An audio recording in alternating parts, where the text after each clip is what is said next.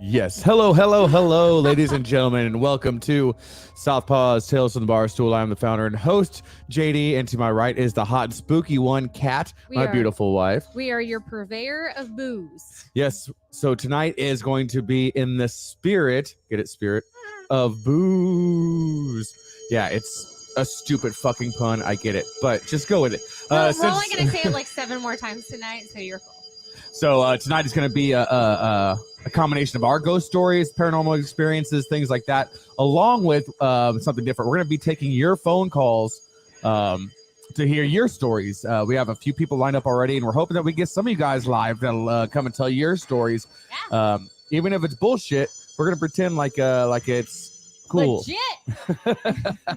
Bible.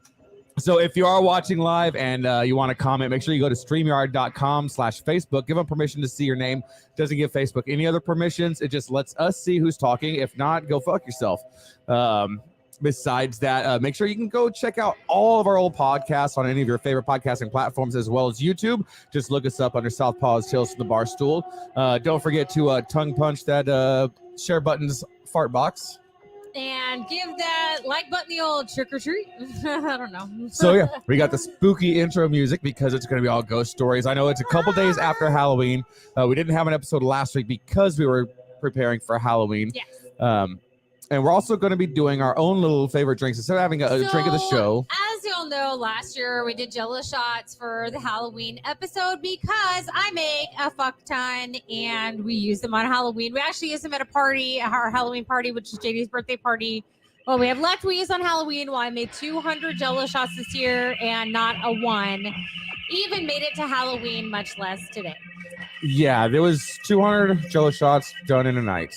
It was great. Yeah, it was great. So part of one of my birthday presents from my cherry whiskey is gone too. One of my birthday presents from my sister-in-law was this cool little skeleton decanter filled with Jameson. So I'll be drinking some Jameson and 7-Up tonight. It's something simple, something to soothe the palate. What are you drinking on, lady? Your savage soul. In this brand fancy new shaker here, I made a martini. Pretty simple. It's not hitting the spot. I've already sampled, but that's okay. It's got alcohol. It'll do the trick. So we're not going to be doing our typical a drink. What the fuck do you call it? Well, I don't know. Now it's kind of hitting the spot. Maybe I needed a minute. Yeah, whatever we say about our drinks, we're not going to do it because we're just drinking some of our normal go-tos. It's nothing a crazy. And I put it in a skeleton hand glass to be all fancy and shit. It's a whiskey and 7. You're welcome. So we're good to go with that. So before we get to our ghost stories and yours, we're gonna go ahead and get the sponsors out of the way so we can move forward. And as always, our first sponsor is 5x5 Brewing. Stand by, Cat. Occupy them real quick while I see what's going on with the power here. Give me the sponsor list. So, as always, our primary sponsor is 5x5 Brewing Company, battle-born, Texas-made veteran brewing company based in Mission, Texas, co-founded by Army vet George Rice. With beers like the 40 Mike Stout, Burnett Bombshell, and Fubar, it's no surprise this brewery is taking over all of the Texas market, people. Now, boom. Ask your local bar, restaurant, and grocer to start carrying 5x5 Company Brewing today. So you can get a hold of them at 5x5brewing.com, facebook.com/5x5brewing. You can call them 956-445-5421 or email them info@5x5brewing.com. They also have a lot of live events coming up. You can go on their website, on their Facebook page, and you can actually see those live events as they pop up. So and they're actually toying with the idea of building a new facility. I saw the first view or first mock-up. It's gonna be like a 4-story building with like glass all the way around, potentially on 8 acres of waterfront property. Where in Mission? They didn't say where. You should go to Robstown, Texas. There's nothing in Robstown, Texas. Just pedophiles and criminals. Just criminals. That's where Amazon was talking about putting. Did they ever? I don't know if they ever did. I don't even know. That's where Amazon talked about putting a distribution center, but I was like, They're going to need locks for their locks, gates for their gates, because people there are ghetto. But I have friends who are from Robstown, and I'm not talking about y'all. Y'all are the exception, the not rest the rule. So then talk about our editing and distribution. That would be Knucklehead Media Group, Marine veteran Stephen Colon. Covering all of your podcasting and media needs, from audio and video editing to strategy planning to global online distribution. This professional team of experts takes your idea and makes it reality while providing the knowledge and experience to help you grow your audience and reach. You can get a whole, what is this? Knucklehead.agency? What's that on? Is that That's their website. The website is knucklehead.agency. Super. And Facebook, Twitter, and Instagram is Knucklehead MG. No slashes, dashes, or dots. Like, Just yeah. it is what it is. All right, so that's all done. Fine. So let's go ahead and move right into it. Tonight is going to be in the spirit of booze. Again, real quick, if you are watching live and you want to talk to us on the comments, make sure you go to streamyard.com/Facebook, give a permission to see your name. Tonight we're going to be talking about our ghost stories, paranormal experiences. If you're willing to share yours, go ahead and message us on the comments. If we don't have your number, you might have to message JD. Yeah, message me your phone number. We're going to be taking people's you. phone calls. We have the ability to do it just like a regular radio show, to where you can talk to us live. We can hear your paranormal story. Frank said your CREs are getting mailed out on Friday. Hell yeah. We're going to have crayons ready to eat right here on the show. Yeah, probably a week or two. Yeah. Hell yeah. And let's see. Mark with a K says he's sipping on Jack and Coke. Hold the Jack. Sipping on gin and juice. So yeah, let us know in the comments what you're drinking. I'm doing Jameson and 7. She's doing a martini. So last week was Halloween. Yesterday was a Dia de los Muertos. So I'm going to say it. Everyone on here knows how crazy we are about Halloween, how we have a haunted house every year. I'm not going to say it went off without a hitch. I will say it went off and we survived to haunt another day. We survived, yeah. It may have cost us some patience, some time, a couple animatronics, and a front window of my house. But we got it. We made it happen. We pulled it out. We had electrical problems. We had every problem under the sun. Man, it was animatronics not working. We ended up opening the haunt 30 minutes late because we were still building, because my dumbass bit off way more than I could chew with how much I wanted to build extra this year. I think if we would have woken up earlier each morning, but you had your birthday party and everything. It's just, I've been going nonstop. We've been going nonstop. What is in your cup? Mark with a K says he never knew we knew Halloween, or that we liked Halloween. Just stop it. So full of shit. So what's weird is, so I've always been a very skeptical believer in ghosts and things like that. We've discussed it in the past. Like, I definitely believe that there is something out there beyond what we can see, whether it's demons and angels or ghosts of people that have died. Yeah. Interdimensional travelers. I have no clue whatsoever. I'm kind of open to any of those suggestions because I don't know. There's no way to prove or disprove it. But recently, not definitively. Recently I experienced something I've never in my 43 years have experienced before, and I've heard about it. We've all seen it in the movies, seen it. But the sleep paralysis. Yeah. And so for those of you that don't know what sleep paralysis and what it is and how it works, especially with the paranormal thing, is you wake up and you can't move, you can't talk. It feels like somebody is sitting on top of you or holding you down, restraining you. And basically, scientifically, what it is that part of your brain wakes up, but the part that allows you, the part that keeps you from moving and rolling off your bed and stuff, does not wake up. And that's like the real basic idea of how it works. Yeah. But what happened with mine is the first time it happened, it was the dream that I was having was so vivid. It was you waking up, getting ready to go to the gym and go to work, you know, doing your morning routine. Sounds like me. The same lights that are on were on in real life as in my dream. You left, I heard it. So it's like, it was kind of like I was half asleep and I knew everything that was going on around me. But then at that point in the dream, I thought it was reality. My oldest son comes in with a blanket wrapped around him. He's asking if he can sleep in our bed. I'm like, no, because he's fucking 14. I'm like, no. You're such an ass. And I am such an ass. But I'd be like, come on, baby, get in there. but he walks out of the room, and as soon as he walks out of the room, something sits on your side of the bed, crawls over and holds me down.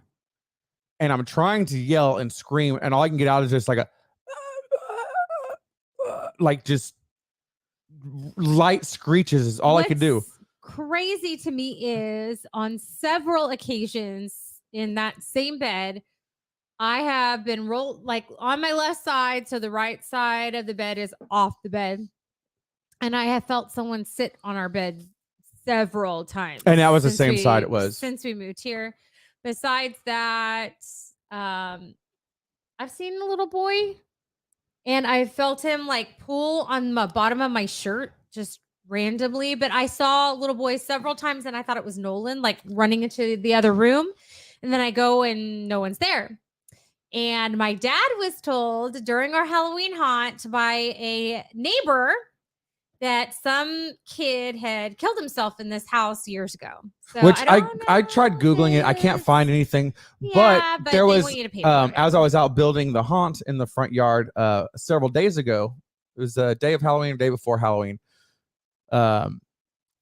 This kid in his mid-20s comes by. He was said he used to live in this house, and he was just coming by to see what it looked like, and wanted to talk to the neighbors next door and mentioned them by name. I'm not going to say their name on the air.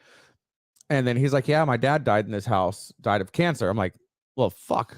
That's 2 deaths that we found out of in the same day. That the realtors never disclosed. So I don't think they were required to unless you ask. I thought they were required to. I think there's a murder, yes, but not by natural. Well, of course, the suicide, I thought it was any death. But I don't know. Maybe they have to, maybe not. Jeremy says that the nightmare, damn it, I blanked out on the word. The night terrors, sleep paralysis happened to him when he was living in the dorms on base. So I actually was looking up celebrity ghost stories because things don't actually exist unless a celebrity agrees they do. At least that's what that makes sense. It's social 2022. media makes it seem. So I haven't read all of these ghost stories, but there was 2 that I was just like perusing, and they're very similar.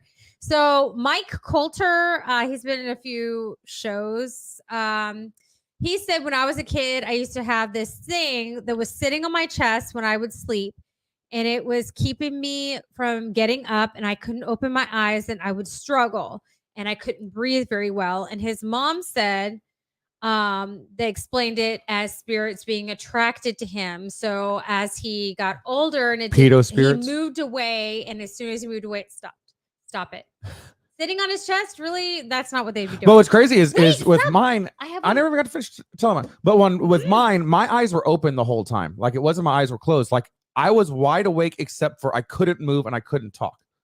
Like it was fucking crazy. Like it freaked me out so bad. Like I don't think I've ever been. And then from there, it was at least twice a night this entire month, or twice a week this entire month. I've had this same shit happening over and over, where it's a sleep paralysis or just horrible demonic nightmares, unlike anything I've had before. And I don't know what's causing them, but it's fucking crazy. Well, how about Jessica Alba? You know who she is from Sin City. She said, I felt this pressure and I couldn't get up. I couldn't scream. I couldn't talk. I couldn't do anything. Just lay there with my eyes open. Something definitely took the covers off of me, and I definitely couldn't get off the bed. And then once I did, I screamed, ran to my parents' room, and I don't think I spent many nights in that house ever again. So she has the same thing. So Mark with the K says, Mama Hacker and I were at her parents' house in Oklahoma years ago before they moved. To preface, her mom is a clean freak. She called us into her formal living room to show us the child's bare footprints in the carpet going from the entryway to a bookshelf. But there were no kids in the house, and she had vacuumed about an hour earlier. Did you just burp halfway through that? Yeah, it happens. It was accident. That's fucking creepy. Yeah, that would freak me out. I think kid ghosts are way freakier than adult ghosts. I think so too, but like the little one that's in the house, like that's what freaks me out. Is I see him run and I'm like, Nolan, and I go in there and it's not Nolan, and that's scary. So Yes, and I've had it like pull on the bottom of my shirt and push me, but it's all lower, like lower back. So whatever it is, it's small, about Nolan size, Nolan 7, like I've 6'7", somewhere around there. I've had a few things happen in this house outside of the sleep paralysis thing, but it's nothing that's definitive enough for me to even consider calling it a ghost. It's just either coincidental stuff or I could easily write it off as my eyes playing tricks on me or something else. Like it hasn't happened enough or consistently enough for me to really be like, okay, yeah, some weird shit's happening. We are gonna make our first call. Are you So, ready? are you ready? You're gonna call my mom. Okay, we're gonna call Karen. Did you already let her know? She knows. I told her I'd call her between 8 and 8:30. So as we talked about, we are going to be making phone calls. If you want to share your story live on the air, either shoot me a message on Facebook or comment here, and then I'll get your phone number and call you. And I gotta say, y'all, I'm a very blessed, lucky person. I have very supportive parents who are dealing with our crazy. They came and helped us. They stayed for 3 days to help us set up for Halloween, tear down for Halloween, and even were a part of the haunt. So very blessed person. Right before I push call, I'm going to read Jeremy's comment just to... Let me text her and let her know we're about to call. All right. So Jeremy said he was the one that commented earlier saying that the sleep paralysis happened to the dorms to him. He said during that time he was dating a medical chick who was into tarot cards and witchcraft. Well, that's part of your problem right there. Well, you see my Ouija board oracle right behind us. What did I say the other night? A black object was up in the corner of the room. But there was odd things that happened in those dorms all the time, though. Like, because I guess there were new dorms, but they were built over old ones that were built over an old building that was built over an old building type situation. Built over an old cemetery. Probably. But no, I said the other night there was this girl that I met, and I was like, "Bitch is crazy. I think I'm falling in love with her." Because I'm convinced that as soon as a dude sees a girl's crazy, he's like, "I'm gonna put a ring on it." Like it's I don't get it. Men are wired retarded. Yeah, they are.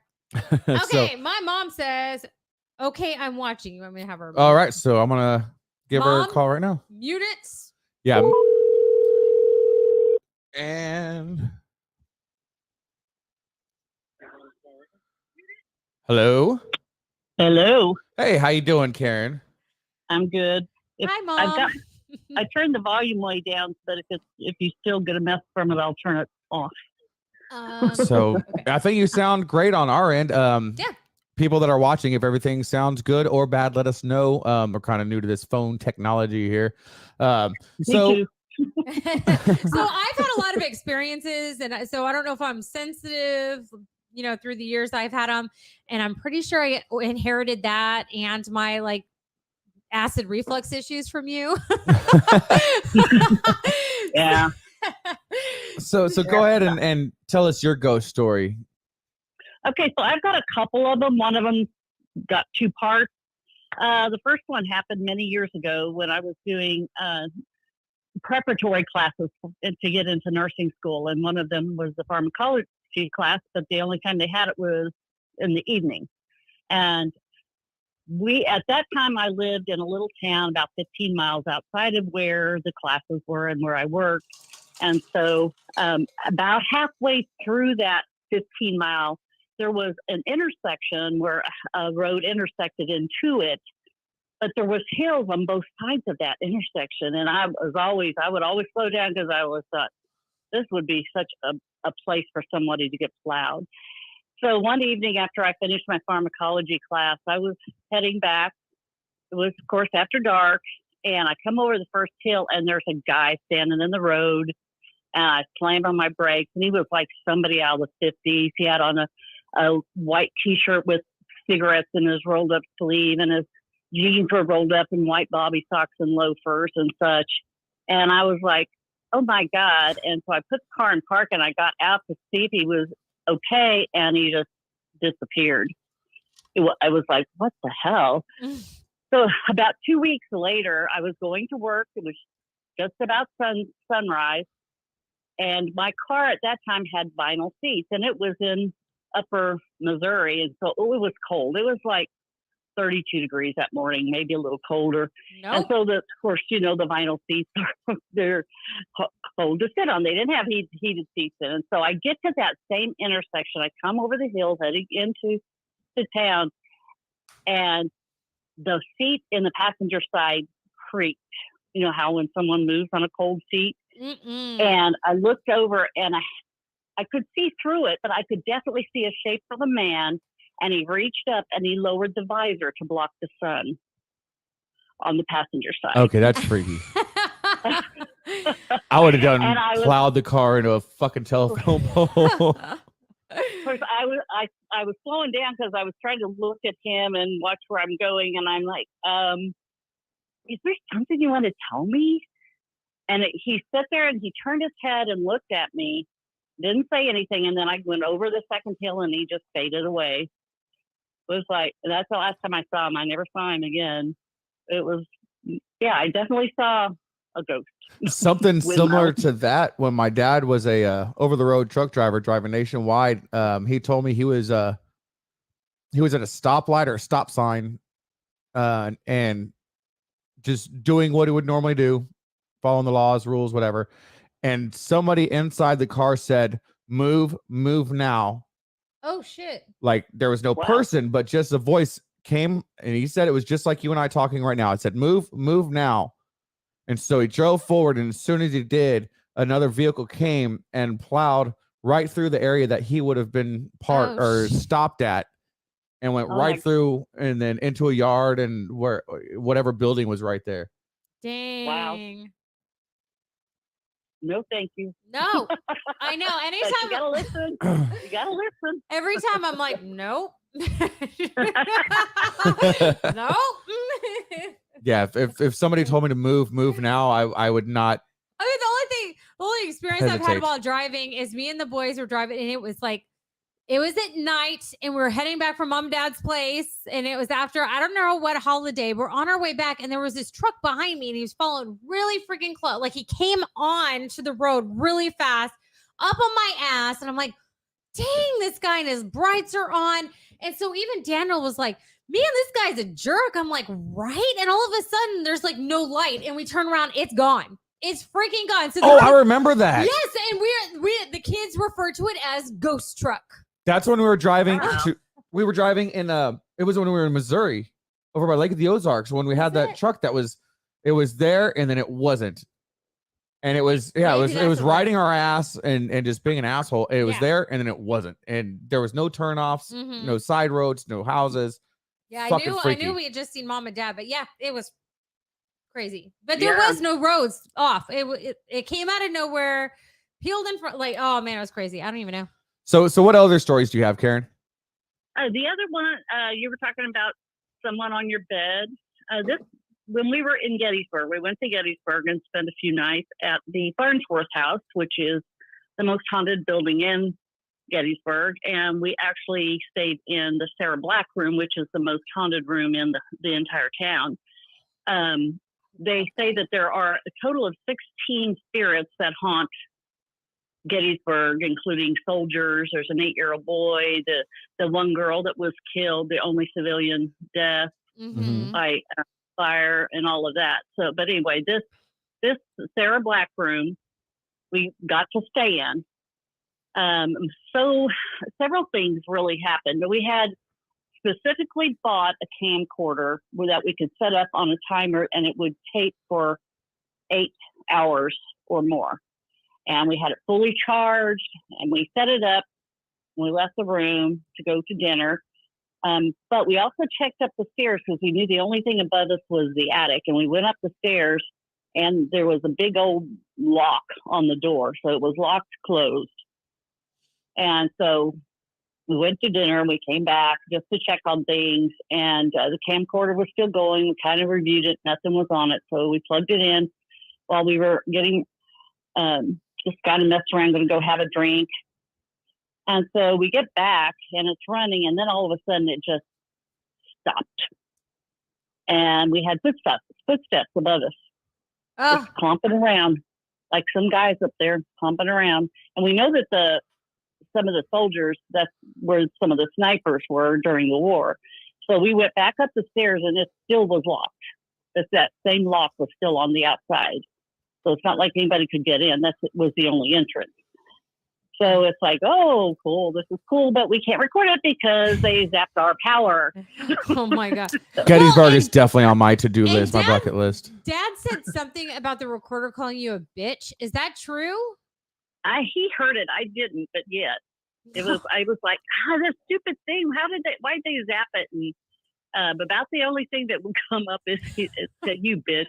Oh my God. Like, I needed the energy, bitch. Don't be stingy. So there was a wedding dress in the corner on one of those, fake body things that you use when you're making dresses and stuff. Mm-hmm. And that had been Sarah Black's wedding dress. And so they had it in there. Well, every once in a while it would move. There's no breeze in the room, no air conditioning. It wasn't Okay, that would be cool. cold enough to do so, but every once in a while it moved. So we go to bed all night long. There was either walking around upstairs or somebody sitting on my feet. Sitting on your feet. On my feet. Pervert ghost. My legs were down and they'd sit on my feet and wake me up. I'm up my feet and I'd pull them out. And then, okay, everything's quiet. Go back to sleep. Damn it. I was on my feet like 6 times through the night. Someone was sitting on my feet. Enough that Dan could feel the bed moving down at the foot of the bed. And it's nice. It's nice when you have that validation where somebody really else can verify part of like, if not the feeling, at least part of what you're experiencing. You're like, okay, somebody else knows what the fuck's going on. Yeah. So it's like, okay. Yeah. I want to know. Anyway, that was our experience there. That's nuts. I want to go so bad. So bad. I want to know, like psychologically, like have Freud here and have him explain what makes people like Freud, like the doctor who's dead. Yeah. Okay. Like, but what makes people like you, me, and your mom and dad, and other people go to places that they know are haunted, knowing it's gonna scare the shit out of them? Yeah, like what? So, like what psychologically makes us do that? Here, morbid curiosity.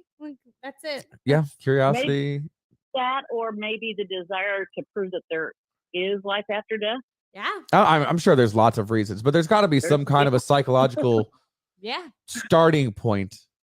Yeah, for it. And I used to think, being Christian, is it right to really believe in ghosts? Or is that should I be thinking that that's purgatory or whatever? But then, actually, as it happened, your dad and I were talking about our trip to Gettysburg and whatever, and I said, well, I wonder if it's right to believe in ghosts. He said, I'm sure it's fine. I'm sure God's okay with that. So, but during the readings at church, it said, it was when Jesus came back.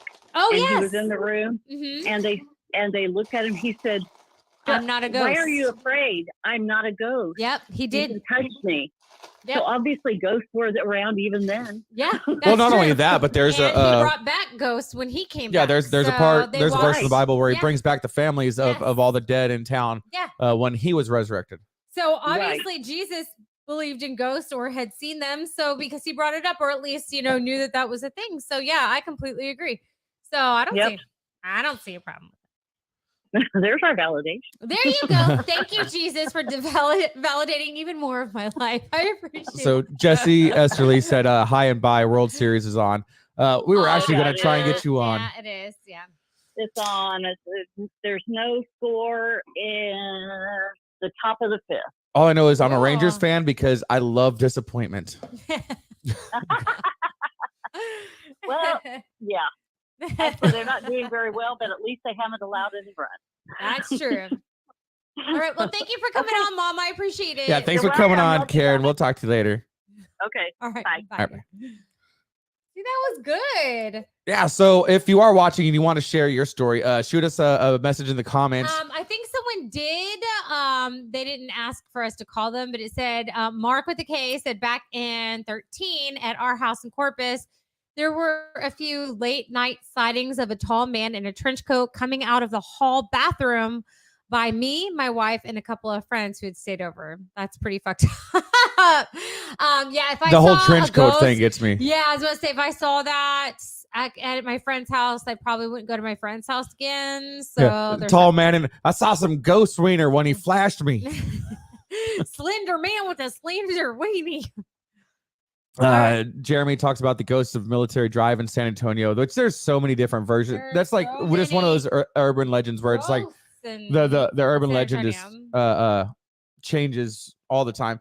He also talks about he asked if I ever went on the railroad tracks in San Antonio where the dead children supposedly pushed your car. I think we talked about that So, last Halloween. Yes, I think we talked about it briefly. It doesn't hurt to revisit it, but there for those of you who don't know, in San Antonio there's these haunted railroad tracks where it appears as though the tracks are uphill. Well, the road is uphill where the tracks cross it, and the story, the urban legend, is that a busload of kids was hit by the train, killed the kids. All the streets around this railroad tracks have children's names.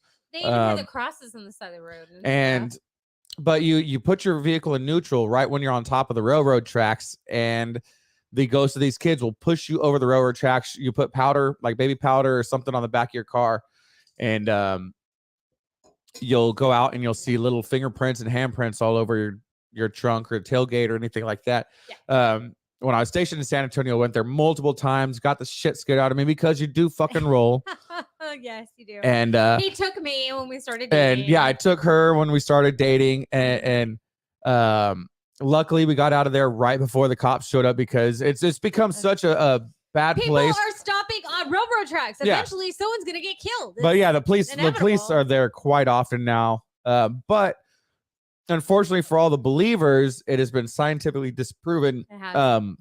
It's actually downhill. It's an optical illusion. You're at a slight decline, and the way the trees and everything are around it makes it look like you're at a slight incline. Yeah. And also, no bus was ever hit by a railroad train anywhere in San Antonio and anywhere of the history of San Antonio. So it's just an urban legend that who knows how it started, but it took traction and is just gone. But yeah, it's still a fun experience. And I guess the fingerprints are yours from closing your trunk or your tailgate, and even if you wipe it down, it's still your oils and everything stay on there even if you wipe it down. So yep. Unless you clean it really, really good like a criminal or something. So before we move on to our next call, I'm gonna do another celebrity, Carrie Fisher. Princess Leia. So she recalls the death of a close friend, a Republican operative named Greg, who overdosed in her mansion many years ago. And she said after that, lights would go on and off on a toy machine that wasn't being touched and was on the off position. And it would say, "Fuck you. Eat shit, you're an asshole."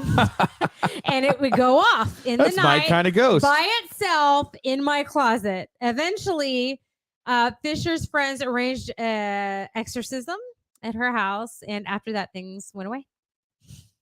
I just thought of a ghost story I've never brought up on the show, and it's my brother passed away in 2013.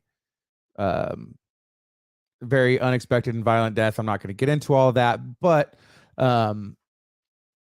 my immediate family, Kat, and a couple of our very close friends would stay on the front porch, smoking cigarettes, drinking beers, doing what, just grieving over the next several days as we're prepping for the funeral and everything like that.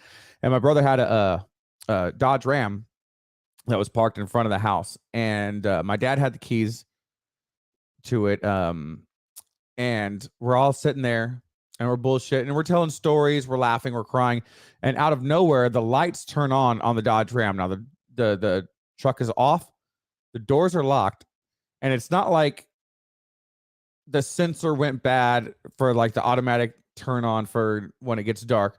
The actual knob was turned from off to on, not auto, but on. And the car was locked and everything. Like, that's just freaky as fuck. Turn it off.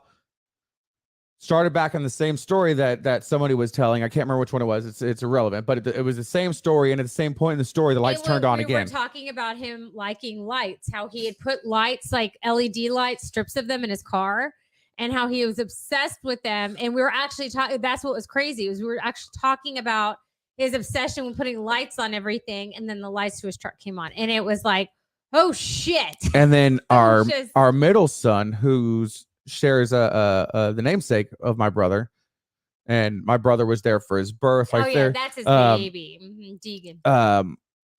Deegan was young, like real young, like toddler age, when Randy had passed away. And you would walk down the hallway past Deegan's room, and Deegan is talking to Uncle Randy and describes his neck being bent weird and having boo-boos on his face and his forehead. And the kids didn't go to the funeral. Like we kept them very far away from everything. They knew that he went to heaven and that he wasn't going to be there. Exactly where the injuries were, and he never saw. Yeah, but to know that he had a broken neck and nothing. it was crazy. And so for your toddler to be telling you this shit is quite unnerving. But it's also cool because that means my brother, their uncle, is keeping an eye on them, which I'm totally okay with. Like, he's welcome to be around anytime he wants. And just stay out of my bathroom. Eventually, he stopped talking about seeing him, but it was years. Like, he would be at my mother-in-law's house and would talk about seeing him. So it was years that he saw him, which is awesome. Yeah. So I'm going to give you another celebrity, and then we'll before you do, for those of you just sorry. tuning in, if you want to tell your ghost story or your paranormal experience on the air, we are doing phone calls. Just comment if you want us to call you or message me directly. Yeah. And with your phone number, preferably, because we might not have it. I'm going to do one more celebrity, and then we're going to call. I know I already said that once, but one more. Matthew McConaughey. He moved to Los Angeles, his first place. He said he freaked out when he saw an elderly female ghost one night in his home. He said, when I first moved in there, I had just a tent that I put on the floor, upstairs bedroom with a sleeping bag and my dog. And he said that night he heard some strange noises, saw the elderly woman, and heard the sound of a dime dropping on a glass table not 10 feet from him. And he was so freaking scared by it. Naked, he ran around the house trying to find the culprit, thinking someone had broken in, that it was that apparent that like someone's in my house. So I don't know, man. That dude smokes so much weed. I don't know if I believe him or not. I don't know, man. I mean, yeah. Besides, if someone did break in and they saw him running naked towards them, they might not have wanted to stick around. So we're going to do our next caller. I'm going to text her right now and make sure she is going to answer. Kind of disappointed she's not watching. She knows this was going to happen. She should be watching. Damn How her. dare you? Damn her. But yeah, if you want to tell your story as well, just let us know and we'll give you a ring a dingy. We'll make arrangements to get your phone number privately to where it's not there. We're just going to put it on Facebook. It's fine. No big deal. And this whiskey is hitting the spot tonight. So, all right, go. So I am giving Amanda a call now to tell her story. Let's see what she does.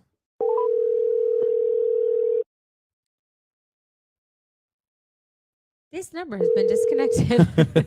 Hello. Hello. Hey, you are on the air. Ooh. So you were live for dozens of people to hear. But you can cuss all you want to because our people are cool. We don't fall under the FCC. So fuck them guys. What Hell yeah. What are they going to do? Ban us? We'll just go on Twitter where we'll be able to say whatever we want. There you go. All right. So tell us your haunted story there, Miss Amanda. I don't know how interesting it is, but I guess I have a couple. So we used to live out on a ranch, and our dad, my dad, he used to work outside a lot, and he always wore jeans and a white shirt and a baseball cap. It's always the same outfit. And there were several times, this one's going to be kind of short, I guess, but there were several times that I would be sitting on the couch and he'd walk by the front windows, and I would see a guy in a white shirt and jeans, bright, like a reflection off the shirt, walk by the front windows, and they're hurricane shutter windows. So, you see bits and pieces. And then by the time it got to the front door, it's like, oh, Dad's home. He's going to walk in the door. Nothing. It's just nothing. So you go outside and look, and you look left, you look right. You're like, oh, maybe you went to the shed. Go check the shed. Nothing. It's crazy. And it's not once, not twice. It's like multiple times. I saw the exact same thing. And for years, I didn't want to say anything because anytime I talked about anything paranormal, Dad would say, it's between your ears. And JD, okay, hi, Mom. Hi, so Dad. so I'm not saying that I was ever at the house when we were dating before. But if he was. But if I had been there, I might have seen that same guy. So he may have seen that. Like it is 20 years ago. Yeah, I was at your house when we were dating. We when were you weren't fucking. Wow. Sorry. Don't act not sorry. surprised. I don't think you can get in trouble for it now. I hope not. What are you gonna do? Ground her? Send her to my room? It's my room. So we saw the exact same thing. So we didn't say anything about it. And then I remember bringing it up one Thanksgiving a couple of years ago. And Jerry was like, the guy in the white shirt, like before I could even get it out of my mouth, I was like, holy shit.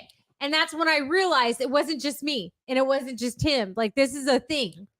Like everyone saw it, but no one said anything. And then to digress, it's one of those things where it's nice to have that validation that you're not fucking nuts because other people experience the exact same thing without feeding off of each other. Yes. You're describing the same thing. Sherry, Jerry, Yumi, all 4 daughters saw the exact same thing. And it was so crazy. And it was during the day. It wasn't like at night where you're like creeped out and stuff. No, it is broad daylight. And you see a guy in a white shirt and jeans walk past the front window. And I'm like, oh, Dad's here. He's going to open the door. He's not opening the door. Let me go check. And no one's there. Yeah. Happened all the time. No vehicle, no nothing, but you still check. Like, oh, he could be in the shed. No, he's not in the shed. But why would he be in the shed? His truck's not even here. Exactly. It's freaking crazy. And it was like, all the time. I don't think every day. I don't know. I think it took us over 5 to 10 years before we even said anything to anybody. And I was like, oh, crap. Right? I was about to say, I mean, it happened as a kid and into my, early 20s. And then we brought it up, in my 30s. Yeah. So it was a good solid 10 years before we said anything. And being from an outside perspective, you've known your dad your whole life. I've known him over the past 20 years. And to see how his thought process and belief is of the afterlife, the paranormal and things like that have changed. In that relatively short amount of time, especially in the last, I'd say 5 to 8 years, maybe, how it's changed, because even through discussions we had early in our relationship, 15 years ago, it was 100% against the paranormal, and it was just retarded and you're stupid and it's in your brain or it's between your ears. Now he's a lot more open to it, and especially talking to you and Amanda and Jerry and Sherry about it. So it's kind of cool to see that openness to not to suggestion, but to the potential. The potential of it. Thank you. Yeah. And we'll be hopefully in November, we're looking into doing a haunted tour of a abandoned hospital. So maybe we'll have a follow-up with my parents and with my sisters. So what other experiences did you have, Amanda? So in college, stayed in a duplex, which y'all know, that we didn't have any like background history or anything on it, but it was, there was a few times where I was like the first one to get up for class for college, and like it's like the sixth sense. All the cabinet doors in the kitchen were open. Yeah, and I was like, oh my god, my roommate got drunk again and just like go on like a snack binge and left everything open. And we've talked about this house on the show before in the past, and again, I actually talked about the fact that I left the kitchen, went back, and all the cabinets were open. Same thing happened to me. And the fact that we sublet that room to y'all after we'd lived there for a while, and as soon as y'all moved in, everything stopped, and then it restarted the same order of the events that it started with us. First, all the lights are on, and you're like, these fuckheads left lights on, and then the doors, and that same house. So it had the back wall behind my bed, it was scratching and banging middle of the night. During the day, it didn't matter. And Then there was one time I was home by myself and showering, and I heard somebody clearly open the bathroom door and close it. And I was like, okay, well, I was dating my husband now, Justin, and I thought he had come in, and I was like, oh, Justin, you're home. And I opened the curtain, and I was like, what the hell? Nobody's no, it's crazy here. about that scratching, so I though. got out. It's I'm the the girl that crucifix. gets out and checked it. It was the cross on the wall that would move. That Mom even said that when she stayed with us, that the cross moved.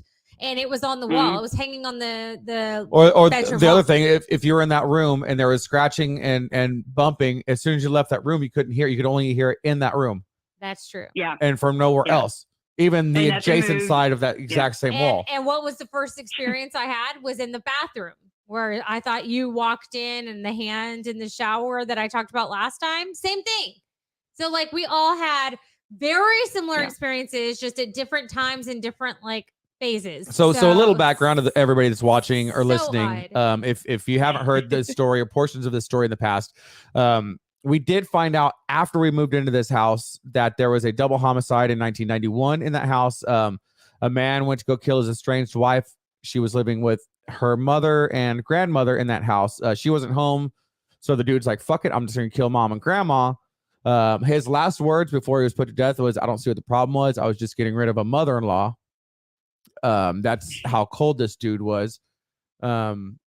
Horrible murders. I looked up the 911 transcripts and everything, and the things that happened in this house had to be more than just him and those ladies, though, because there was just straight up demonic shit happening. Go back to some of our old episodes. Look for any episode that has any kind of haunted title to it over the past 2 years, and we talk about it. But there's some really cool shit to hear about that if you're interested. Yeah. Do you have any others you want to share lot. before we move on here, Amanda? Well, my most recent one, believe it or not, is in my house. Christmas last year, or the year before, we had like music box decorations for Christmas that we put on our bar in our kitchen.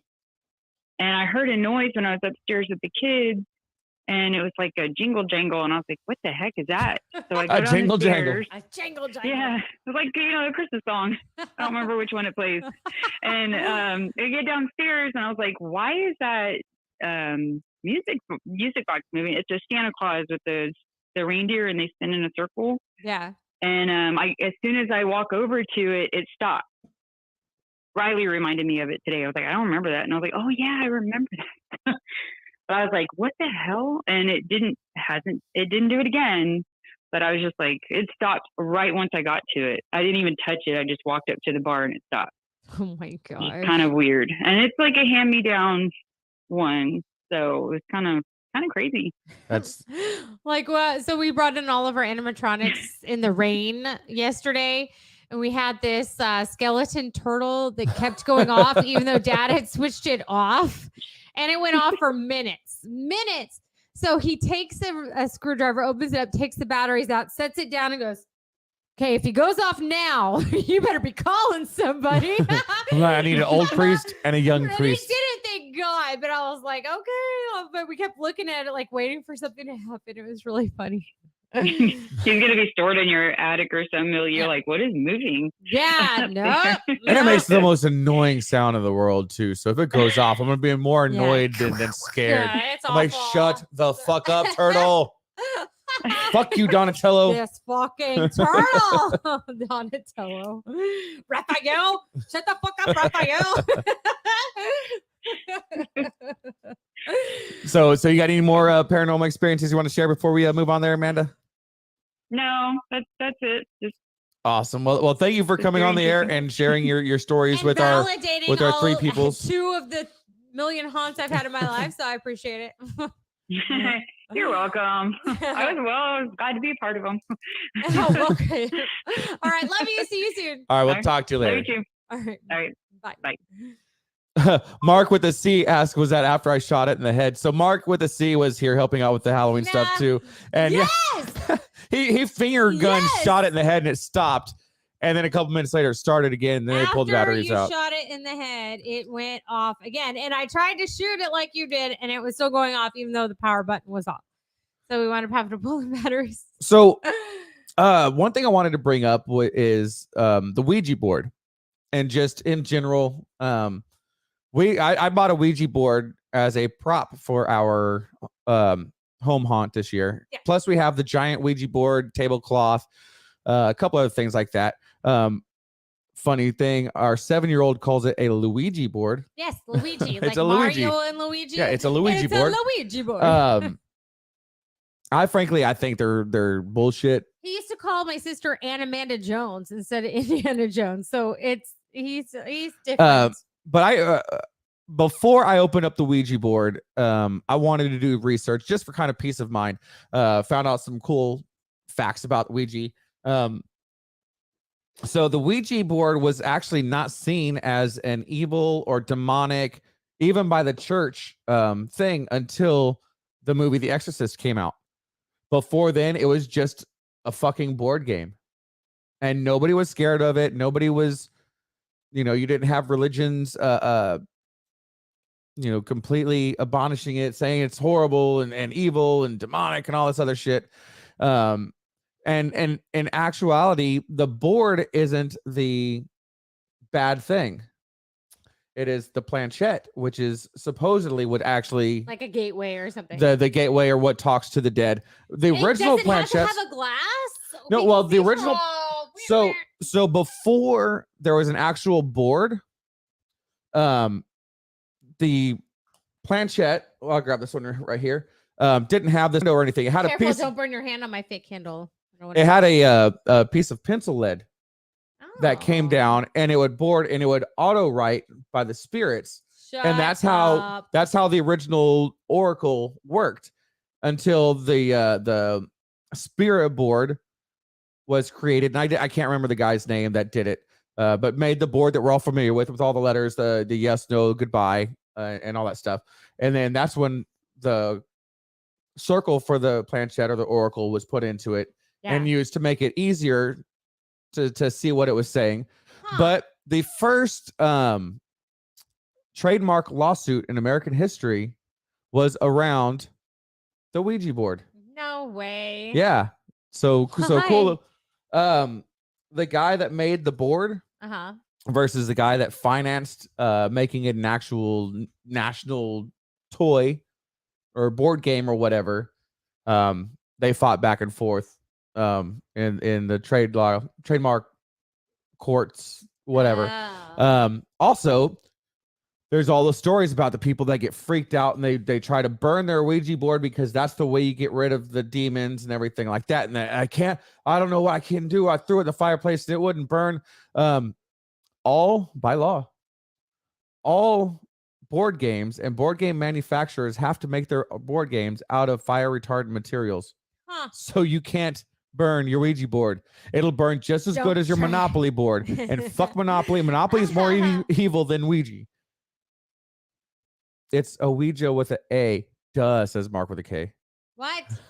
It's Ouija. It's all, we all know what we're talking about. I call Ouija boards. That's what I've always called them. That's what I've ever heard anyone call them. So I don't know. Yeah, I was in the military and I was in a dorm room and we were using it. And man, I was sitting there cussing at it, screaming at it, like doing anything I could to get it to do something. It didn't do anything. And ever since then, I've just been like, yeah, get fucked. It's stupid. So Courtney Cox had bought a house in Los Angeles, some canyon in Los Angeles, and said that it used to be owned by Carole King. Well, Carole King came over to her house and was like, yeah, there was this like nasty divorce and murder in this house, and the house is haunted.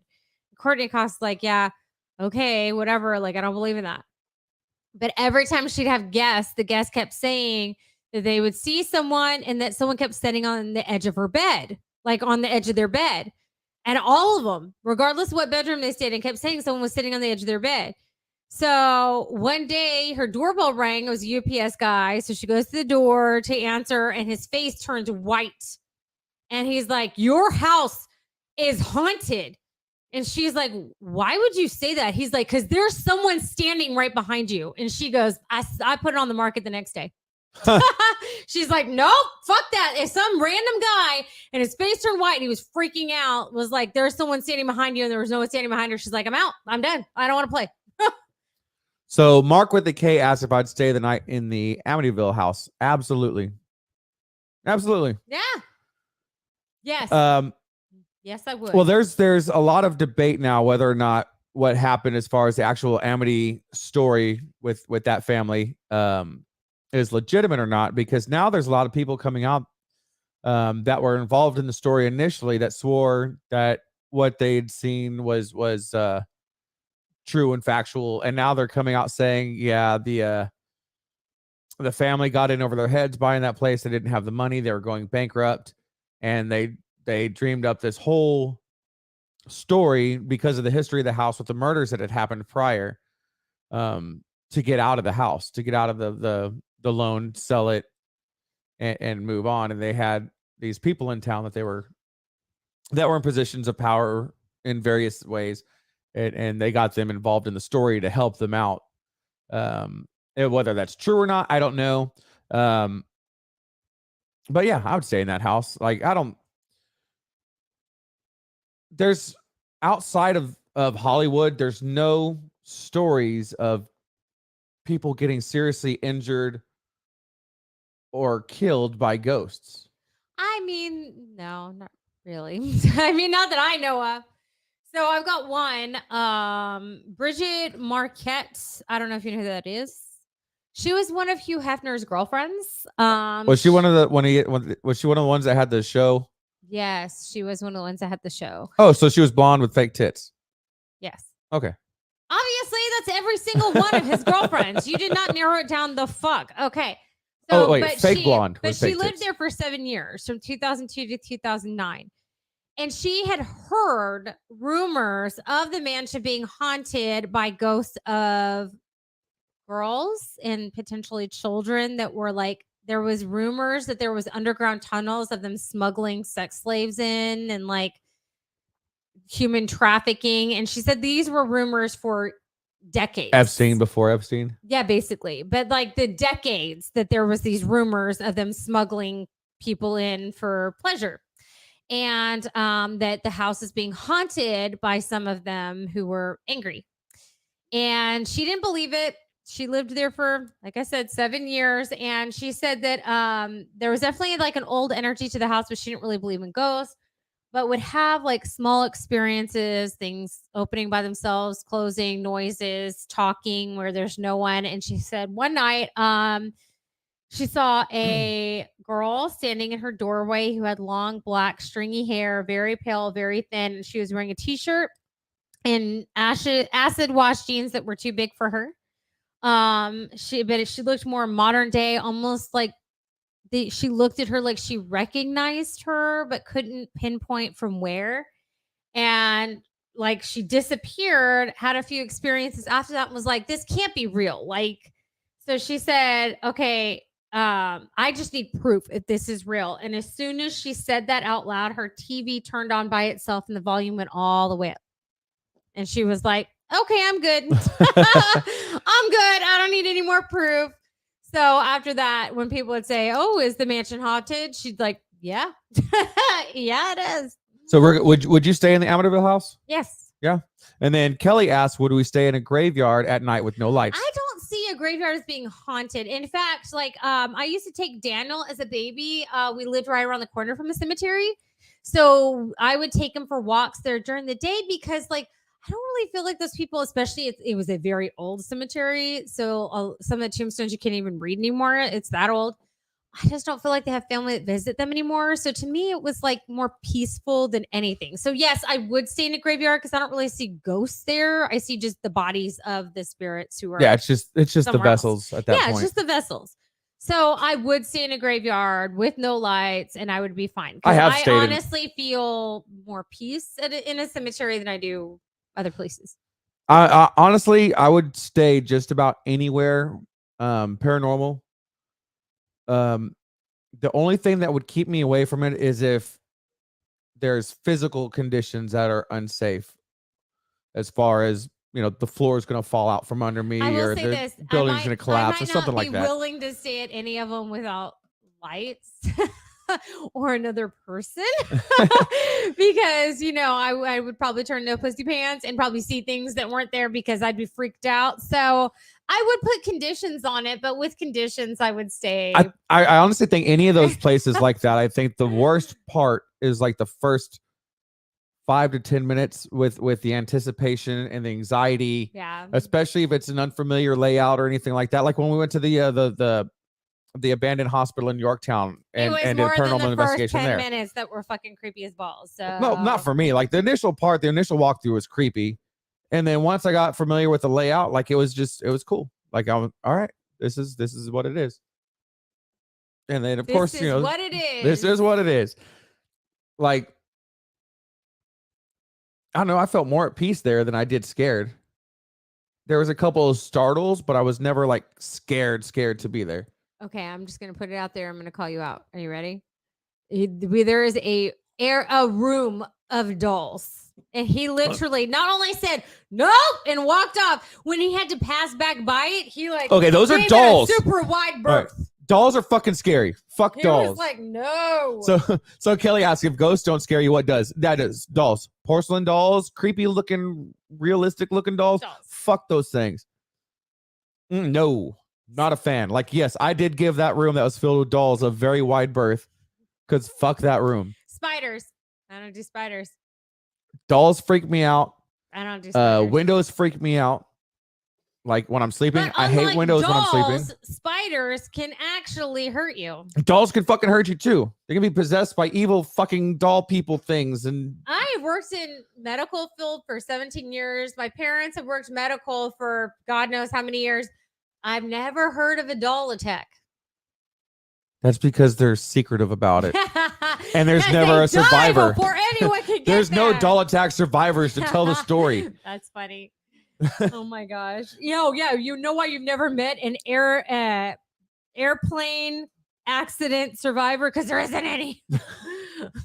So Mark with the K says one of his favorite places is the Haunted Mansion at Disney. He also says his wife collects porcelain dolls. I want to figure out for our home haunt, I want to figure out how to do the hitchhiking ghosts where they're in the mirror, like when you're sitting in the ride, you're sitting, the whole thing is you're sitting in this thing and it's moving along these tracks, like it's and it spins you to look at certain things. They're holographic projectors. I just answered your question. You're welcome. But it was before like this has been a fucking ride since like the 60s. Like the technology has to be something I can make here.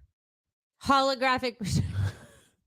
But the thing is, projecting onto a mirror is what's difficult. Holographic projectors. But projecting on a mirror is what's difficult because the mirror would reflect the light off.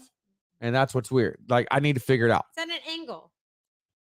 And then Mark with a K talks about Chucky. My aunt and uncle owned an arcade, and then they had a ton of different locations around South Texas where they had video games, the cranes with the stuffed animals. This is something to do with Chucky? Yes. And pool tables, all of this other shit. Well, since he had the cranes with the stuffed animals, he'd always have to buy boxes upon boxes upon boxes of toys to fill those things with. Well, one year he got a shit ton of Chucky dolls to put in there.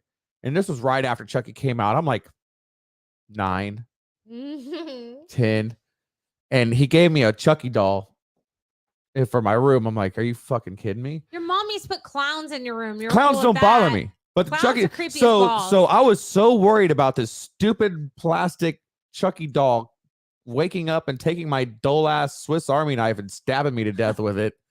Then I cut out its eyes with my dull ass Swiss Army knife. Are you serious? I bound its hands behind its back. Okay. Because I was so freaked. I was 9. If I had a kid who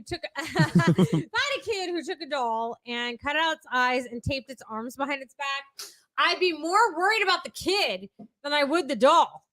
I'll be like, he's a serial killer. Hey, Mark agrees. Mark, another Mark, because we've got 3 watching, agrees with me about the dolls. So Fuck there's dolls. Mark squared and Mark cubed? Yeah. I don't know. There's lots of Marks. But yeah, Mark no. R, Mark D, and Mark G. This is not going to get confusing. This is not a Mark convention, people. You're on the wrong show. No, they're not on the wrong show. They're one of our 3 people watching. No, but these are our 8 people. If they're named Mark, they're watching this show.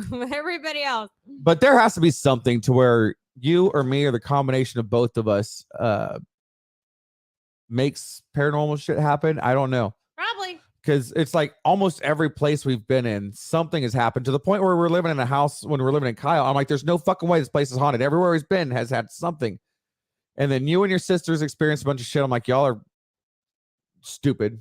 There's nothing going on here. Wow. Really? And then, yeah, I even called you out on it. And then You never I was called at the me house. stupid in my face. I'm sure I did. No, you didn't. Well, I'm saying it now. But then Marital problem. But then I was taking a shower and everybody was gone, and I thought y'all had came home from the grocery store, wherever y'all were at, the running the errands, and because while I was taking a shower, the toilet flushed, and the Shitter's seat went haunted. down, and yeah, the shitter haunted, and so yeah, I thought it was you, and then I got out, and I was drying off, and I'm like yelling for you. And I go downstairs. Nobody's in the house. I'm like, well, what the fuck? I guess the ghost had to piss, but it was polite enough to flush. My parents think that we are more open because we believe. I think we're open to the fact that they're real. So they just find us. Like, But I didn't always hey, believe. I didn't girl. believe until shit started happening. What came first, the chicken or the egg? Because I really honestly didn't believe. Like,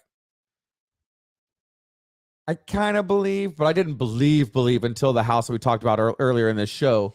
Clap your hands if you believe. But the house that we lived in, where there was it was bad haunted. That's the house that made me believe and made me want to do the more research and stuff. Kelly asks if the paranormal shows on TV are real. No. No. You know what? I'll say this. What is it? The ghost hunters started out going to people's houses to actually help families. And it was so sporadic that it even got evidence that I think maybe at the beginning it was potentially real. But they wanted to increase their viewers, and then they only did businesses. Yeah, they went to tourist traps after that. And all of a sudden they're having 1,000 experiences, and it just became obvious. And then there was a girl who left because of her health issues, and she came out and said that a lot of it was staged. But the investigators didn't know what they had staged. So their reactions were real. But it was staged. And then I'm not going to say the investigator's name, but it rhymes with Rack Reagan's. Oh, the goth king of Vegas. Yeah. The pretty boy that dresses all in black. I think he started similarly. Started. He was always pretentious, and none of that was ever real. Well, when he before they had the show, when he was doing his own things, and it was on YouTube. Always possessed. But once he finally always got possessed. But initially, like the first thing that got him his show was him doing real paranormal investigations, and they were in some ghost town in Arizona where they caught some bricks being flung across the room, and this is just like with home video type technology, and it was way different. He wasn't claiming to be possessed and all this other shit. It was just actual normal stuff. I can't imagine him as a normal person. I think I kind of like the show Destination Fear because they don't say that they're there to investigate the ghost. They're actually just there to they're just there to get scared. And if they get scared, and it's more of a point. It's like if they catch something great, but really they're going to be scared shitless regardless because they're not investigators. They're just people. They have normal jobs. One of them's in is a eye doctor. Like the girl is a semi-pro hockey player. Well, that's what I was talking about. She went to eye doctor school. She's an optometrist now. You didn't know that? She got her doctorate. Good for you, baby. Good for you. But yeah, they're like normal people who have normal jobs and shit, and they're just there to scare the shit out of themselves. So good for you. Anyway, on that note. Yeah, on that note. Play me out, bitch. So it is time. We ran a little bit long tonight. We went an hour 10. Well, when it's you're flowing, talking it's about flowing. shit you love, it's easy to... yeah, we do have to call it a night. She has to get up early in the morning for work. I have to get up early in the morning and finish tearing down all the shit from our Halloween hunt. But thank you all for watching and tuning in. We definitely appreciate it. Make sure that you go and check out all of our old episodes on YouTube and any of your favorite podcasting platforms. Just look us up under Southpaw's Tales from the Barstool. Make sure that you tongue punch that share button's fart box. And go trick-or-treating with that like button. Go trick-or-treating with that like button, she says. Go ask it for candy. So, yeah, thank you all. As always, if you're going to go out and drink, make sure you get a sober ride home or just drink at the house. Just drink at home like we do. It's a lot safer and a lot cheaper. Yeah, it is. So y'all have a great night, and we will see you same spooky night, same spooky channel next week. All right, bye, everybody. All right.